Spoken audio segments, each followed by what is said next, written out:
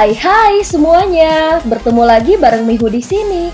Oh iya, kali ini Mihu akan membawakan alur cerita Donghua yang berjudul Wudong Qiankun. Mihu mengingatkan sekali lagi ya bahwa konten ini full spoiler. Tanpa lama-lama lagi, yuk langsung aja kita masuk ke isi ceritanya. Halo kakak-kakak semuanya, sebelum memulai ceritanya, Mihu mau ngucapin banyak terima kasih nih karena kalian semua selalu setia sama Mihu. Terima kasih juga karena dukungan kalian Mihu bisa sampai di titik ini. Tak terasa ya, 1 tahun telah berlalu. Selamat tahun baru 2025. Tetap sehat dan semangat semuanya. Love you guys.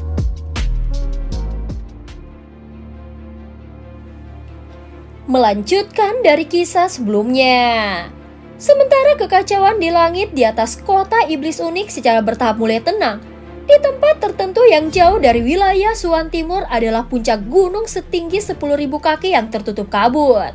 Seorang pria berpakaian hijau duduk di puncak gunung ini dan matanya yang perlahan tertutup perlahan terbuka pada saat ini. Pola cahaya naga hijau melintas di pupilnya ketika mereka membuka. Wajah pria itu cukup tampan. Jika Lindong hadir, dia akan terkejut mengetahui bahwa penampilan pria ini adalah Raja Naga Hijau Kingxi yang telah dia temui di medan perang kuno. Hahaha, anak kecil yang menarik. Ucap pria itu tersenyum. Untukmu, Raja Naga Hijau Kingxi menghabiskan begitu banyak upaya untuk mengoyak ruang dan campur tangan. Sepertinya anak kecil itu sama sekali tidak sederhana.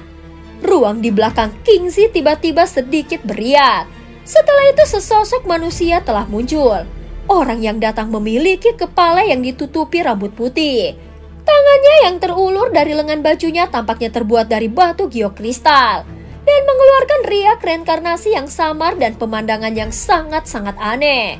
Bagaimana dia bisa menjadi biasa jika dia memiliki simbol leluhur yang melahap? Potensi anak kecil itu luar biasa.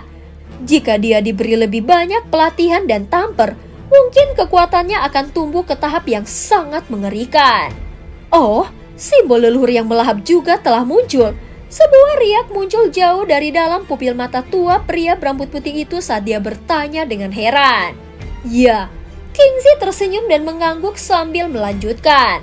Berdasarkan arah teleportasi mereka seharusnya berusaha mencapai wilayah iblis. Namun Tian Yuanzi pada akhirnya berhasil merusak formasi mereka. Kemungkinan dia akan dikirim ke lautan iblis kekacauan, ucap Kingxi. Lautan iblis kekacauan ya? Pria tua berambut putih itu merenung sejenak sebelum tertawa. Aku ingat bahwa sesama Mulao ada di lautan iblis kekacauan kan? Aku sangat penasaran untuk mencari tahu apa yang akan terjadi ketika simbol leluhur yang melahap bertemu dengan simbol leluhur yang berkobar. Kingxi tersenyum. Segera setelah itu dia berdiri dan mengamati cakrawala. Penglihatannya sepertinya telah mencapai ujung langit. Ketika warna kehitaman tiba-tiba melintas ke dalam matanya. Beberapa waktu yang lalu, aku diserang tepat setelah bangun dari reinkarnasi. Mata lelaki tua berambut putih itu langsung menjadi fokus ketika mendengar ini. Dia perlahan mengepalkan tangan seperti batu giok kristal. Suaranya sedikit lebih rendah saat dia berbicara. Ya, hahaha, setidaknya ada tingkat peringkat umum Yimos. Mereka sangat memikirkanku, ucap Kingxi tertawa samar. Selama perang dunia besar saat itu, leluhur simbol yang hebat menyalakan reinkarnasinya untuk menutup celah spasial.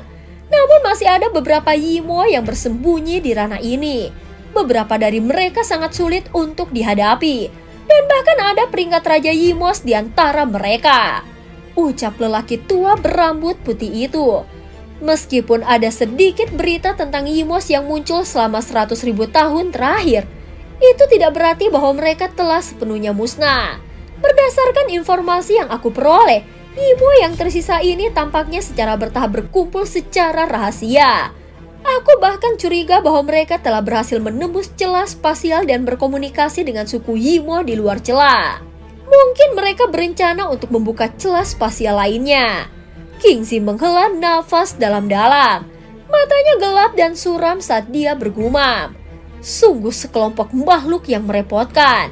Jika celah spasial lain dibuka, tidak akan ada lagi seseorang seperti leluhur simbol agung di dunia ini yang menanggung beban besar ini. Ya, meskipun kita juga telah mengalami reinkarnasi, kita masih tidak dapat mencapai level leluhur simbol yang agung. Di antara para murid leluhur simbol yang agung saat itu, yang memiliki harapan terbesar untuk mencapai level itu adalah Master S. Sayangnya, kita belum merasakan riak reinkarnasi dari Master S bahkan sampai hari ini. Aku ingin tahu apakah dia telah mati dalam reinkarnasi. Ucap pria berambut putih itu menghela nafas pelan. Kingsley mengangguk sedikit. Kedua tangannya diletakkan di belakangnya. Matanya melihat ke kejauhan saat dia dengan lembut berkata, "Tanda-tanda kekacauan mulai runtuh. Aku ingin tahu apakah kita akan bisa selamat dari bencana besar kali ini." Pria tua berambut putih itu mengangguk pelan tanpa mengucapkan apa-apa. Pada saat ini scene berganti. Perasaan teleportasi melalui ruang benar-benar sangat mengerikan. Ini adalah satu-satunya pemikiran yang dimiliki Lindong setelah kesadarannya jatuh ke dalam kegelapan untuk kesekian kalinya. Pikirannya yang kacau tidak memungkinkannya untuk sepenuhnya tersadar. Pada saat yang sama, itu juga mengakibatkan dia tidak dapat mengendalikan tubuhnya. Saat ini dia bahkan tidak yakin apakah dia hidup atau mati. Keadaan ini berlangsung untuk jangka waktu yang tidak diketahui. Namun sementara kesadarannya berangsur-angsur naik turun dalam kegelapan, Lindong samar-samar bisa merasakan beberapa suara manusia di sekitarnya. Segera setelah itu dia benar-benar kehilangan kesadarannya. Untuk beberapa waktu, Lindong benar-benar tidak sadarkan diri.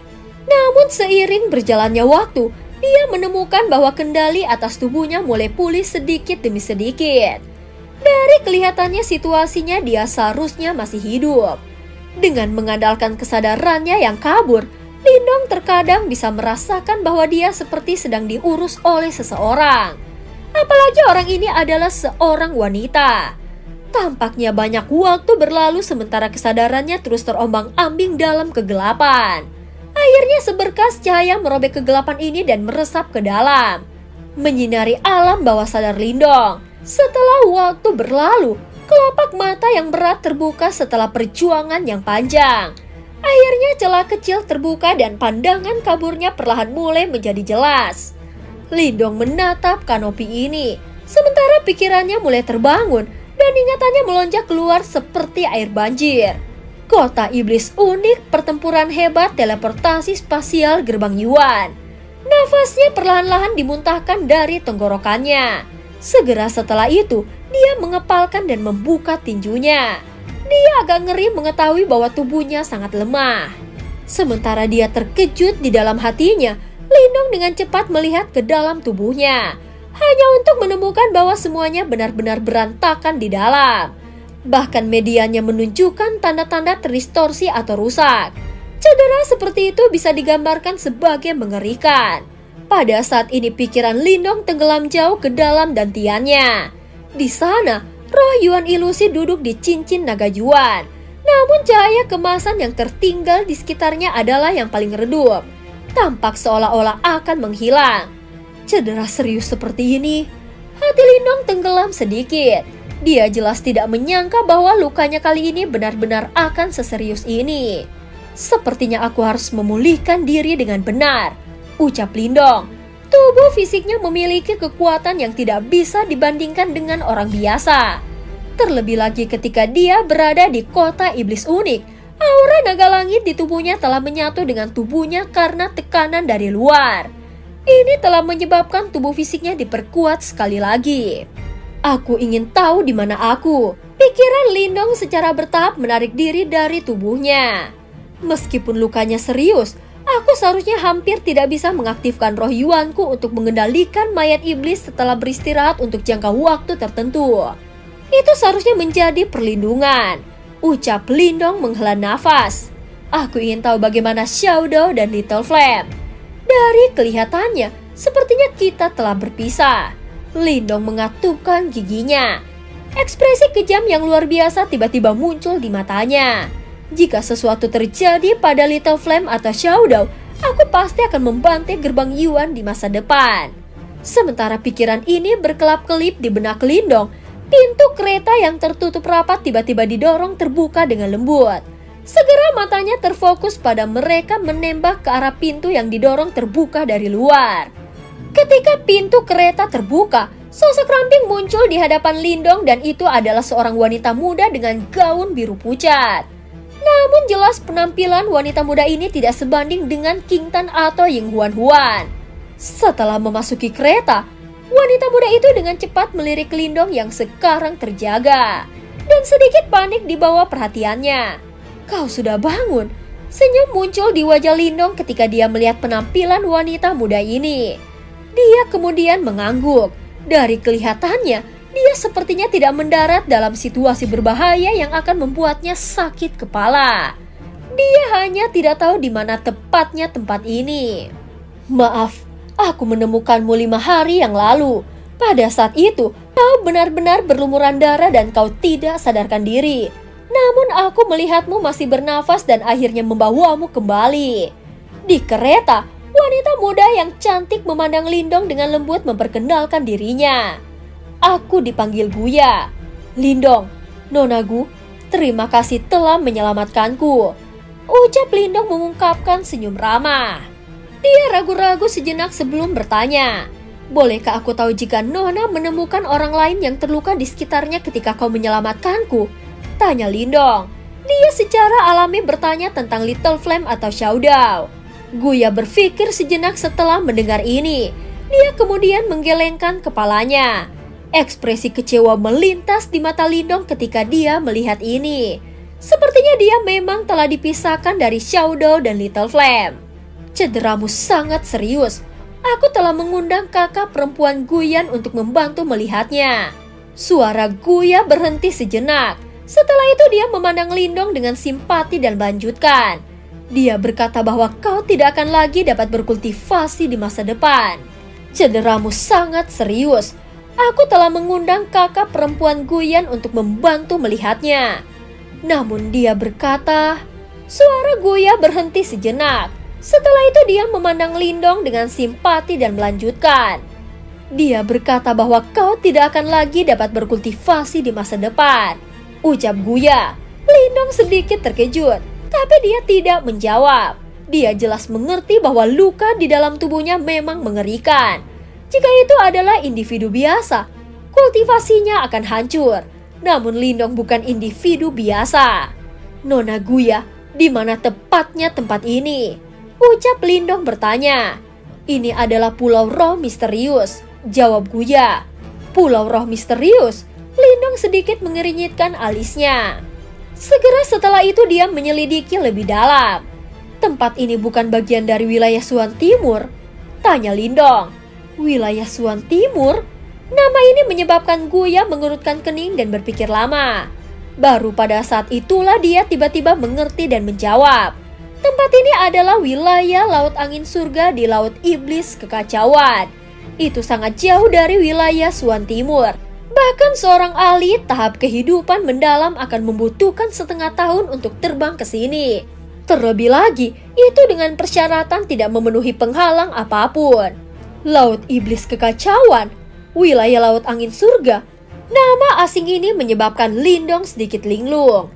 Meskipun dia tahu bahwa jarak yang dicangkup oleh teleportasi spasial sangat jauh, Lindong masih merasa sedikit tersesat meskipun karakternya ketika dia menemukan bahwa dia sudah begitu jauh dari wilayah Suan Timur. Laut Iblis Kekacauan.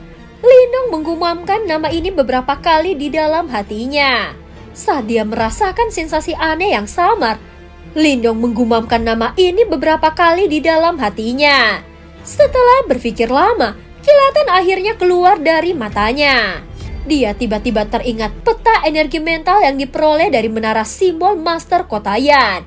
Itu memiliki lokasi 2 simbol leluhur. Salah satunya adalah simbol leluhur melahap yang telah dia dapatkan. Lindong tidak memikirkan simbol leluhur lainnya karena terlalu jauh dari wilayah Suan Timur. Namun ketika kata-kata Laut Iblis Kekacauan memasuki telinganya, tiba-tiba dia menggali ingatan dari dalam benaknya. Saat itu Xiaoda pernah menyebutkan bahwa simbol leluhur kedua di peta energi mental ada di Laut Iblis Kekacauan. Simbol leluhur kedua. Bahkan dengan ketenangan Lindong, wajahnya tanpa sadar mengungkapkan kegembiraan liar ketika dia memikirkan hal ini. Sepertinya Laut Iblis Kekacauan adalah tempat yang tepat untuk dikunjungi. Kakak Lindong, kau baik-baik saja? Guya terkejut ketika dia melihat Lindong yang wajahnya tiba-tiba dipenuhi dengan kegembiraan. Hahaha, aku baik-baik saja, ucap Lindong menyeringai. Kegembiraan di wajahnya perlahan menghilang. Setelah ragu-ragu dia bertanya, Nona Guya, apakah kau memiliki peta Laut Iblis Kekacauan? Pikirannya memiliki catatan lokasi simbol leluhur kedua. Yang perlu dia lakukan hanyalah membandingkannya dengan peta Laut Iblis Kekacauan. Dan dia akan bisa mengetahui di mana tempatnya simbol leluhur itu. Kau pasti berbicara tentang peta laut kan? Guya berkedip beberapa kali. Segera setelah itu wajahnya memerah saat dia melanjutkan dengan malu. Laut Iblis Kekacauan sangat luas dan dipisahkan menjadi banyak wilayah laut besar dan kecil. Wilayah Laut Angin Surga ini adalah salah satu daerah yang lebih dikenal. Wilayah Laut Angin Surga ini adalah salah satu daerah yang lebih terkenal. Peta laut yang lengkap sangat berharga dan aku tidak memilikinya. Yang aku miliki hanyalah peta laut wilayah angin, ucap Guya mengeluarkan gulungan kuno dan menawarkannya kepada Lindong. Terima kasih banyak, ucap Lindong menerima peta laut dan berterima kasih kepada Guya. Setelah itu dia memanfaatkan energi mental apa yang dia bisa saat ini untuk memindai peta ke dalam pikirannya saat dia menutup matanya. Sesaat kemudian, ada sedikit kekecewaan di matanya ketika dia membukanya kembali. Jelas lokasi simbol leluhur kedua bukanlah wilayah Laut Angin Surga ini. Namun Lindong tidak terlalu tertekan karena ini. Dia sudah sangat beruntung selamat dari teleportasi kali ini. Bagaimana mungkin dia masih cukup beruntung untuk langsung mendarat di tempat di mana simbol leluhur kedua berada. Bagaimanapun, masih ada waktu di masa depan, dan dia perlahan bisa mencarinya. Yang paling penting sekarang adalah pulih dari cederanya. Setelah beberapa saat, suara rem roda terpancar dari luar saat pikiran ini melintas di benak Lindong. Setelah itu beberapa suara terdengar. Sepertinya kita akan mendirikan kemah dan beristirahat. Kakak Lindong, apakah kau ingin keluar dan melihatnya? Ucap Guya menatap Lindong dan bertanya. Tentu, mungkin juga. Lindong tersenyum dan mengangguk. Setelah istirahat sejenak, dia sekarang memiliki kekuatan untuk menggerakkan tubuhnya. Dia juga ingin mencari tahu seperti apa Laut Iblis Kekacauan yang dikabarkan. Guya tersenyum ketika dia melihat ini. Wanita muda itu cukup baik. Dia segera maju untuk mendukung Lindong sebelum membuka pintu kereta. Pada saat ini sekelompok orang sibuk memasuki pandangan Lindong setelah pintu kereta didorong terbuka. Mereka mendirikan tenda di tanah datar. Di sekitar tanah datar ini ada hutan hijau yang rimbun. Lindong mengamati daerah itu dari posisinya yang tinggi tetapi tidak melihat laut. Kemungkinan pulau ini relatif besar. Namun Lindong masih bisa mengendus aroma asin yang hanya dimiliki laut. Pada saat ini, sekelompok orang yang sibuk di sekitar kereta juga kadang-kadang melemparkan pandangan mereka ke arah Lindong. Namun kebanyakan dari mereka mengandung rasa kasihan. Kemungkinan mereka telah mendengar bahwa Lindong terluka parah dan tidak bisa lagi berkultivasi. Namun emosi Lindong tidak terpengaruh oleh tatapan ini. Matanya menyapu sekeliling dan segera setelah itu, kejutan melintas di matanya. Sebagian besar orang di camp ini adalah anak muda. Meskipun ada sedikit kebanggaan di beberapa wajah mereka, aura mereka semua cukup kuat. Mereka sebanding dengan murid langsung yang hebat dari 4 aula Sekte Dao. Orang-orang ini tampaknya berasal dari faksi yang sama. Sepertinya faksi ini relatif kuat, ucap Lindong. Guya, tidak apa-apa kalau kau biasanya mengambil kucing dan anjing kecil itu. Namun kau benar-benar telah menjemput seseorang kali ini. Apakah kau benar-benar berpikir bahwa klan Gu kami adalah tempat untuk memelihara hewan peliharaan? Pada saat ini, sebuah teriakan agak menusuk telinga tiba-tiba terdengar. Terlihat seorang wanita berpakaian merah sedikit mengeringit di depan mereka saat dia melihat ke arah Guya. Guya juga menatap wanita berpakaian merah itu. Saat wajah kecilnya sedikit memerah, seolah-olah dia sedikit marah. Namun dia tidak berani mengatakan apa-apa. Dia menggigit bibirnya dan dengan lembut berkata, "Kakak perempuan Guying, dia telah menderita luka yang begitu serius. Jika aku tidak menyelamatkannya, bukankah dia hanya sampah bahkan jika kau menyelamatkannya? Akan lebih baik mati daripada tidak bisa berkultivasi. Dia bahkan mungkin menyalahkanmu karena menjadi orang yang sibuk terlepas dari kebaikanmu. Selain itu, kita tidak akan jalan-jalan kali ini. Maukah dia menanggung kesalahan jika dia akhirnya menahan kita?" Wanita berpakaian merah itu mengejek. Wajah kecil Guya terprovokasi oleh kata-kata kasar ini sampai benar-benar merah. Namun dia jelas tampak terbiasa dengan ini. Yang bisa dia lakukan hanyalah menyatukan kedua tangan kecilnya dan menjawab kata-kata itu dengan diam. "Guying, apakah itu akan membunuhmu untuk berbicara lebih sedikit?" Sementara Guya terdiam, pintu masuk ke camp di tengah camp ditarik terbuka. Setelah itu seorang wanita dengan gaun putih pucat berjalan keluar dan berbicara dengan suara acuh tak acuh. Wanita berpakaian putih memiliki penampilan yang melampaui wanita berpakaian merah. Apalagi dia sepertinya memiliki posisi yang relatif tinggi di tempat ini. Wanita berpakaian merah itu hanya bisa diam setelah dia berbicara. Dia melirik Guya dan Lindong dengan sedikit tidak suka dan jijik sebelum kembali ke tendanya. Dia adalah kakak perempuan Guyan yang membantu melihat lukamu. Dia sangat luar biasa di antara generasi muda klan Gu kita, ucap Guya berkata dengan lembut kepada Lindong. Lindong mengangguk sedikit. Dia bisa merasakan bahwa wanita muda itu cukup kuat. Faktanya, dia berada di setengah langkah ke tahap kehidupan mendalam. Ini memang kuat. Tidak heran dia memiliki kedudukan seperti itu. Guya baik dan suka membantu orang lain. Namun kami memiliki tugas penting untuk dilakukan kali ini di Pulau Roh Misterius. Apalagi tempat ini tidak damai. Kau harus mematuhi perintahku setiap saat jika kau ingin mengikuti kami. Aku tidak ingin berakhir dengan kerugian karenamu. Suara wanita berpakaian putih itu akhirnya menjadi sedikit lebih lembut ketika dia berbicara sampai saat ini. Setelah kita selesai di sini, jika kau tidak punya tempat untuk pergi, aku dapat mengatur pekerjaan untukmu di klan Gu kami. Setidaknya itu bisa menjadi cara bagimu untuk mencari nafkah. Dia berbalik dan pergi tanpa menunggu tangkapan Lindong setelah mengucapkan kata-kata itu. Situasi ini menyebabkan Lindong tertegun sejenak. Baru kemudian, dia tanpa daya mengangkat bahunya. Dia benar-benar diperlakukan seperti sampah yang tidak berguna. Untungnya dengan pengecualian Guya, dia tidak merasa banyak untuk yang lainnya. Setelah dia pulih dari luka-lukanya, dia akan mencari kesempatan untuk pergi. Dan cerita pun berakhir. Terima kasih udah dengerin Mihu dari awal sampai akhir ya. Jangan lupa untuk like dan subscribe. Sampai jumpa.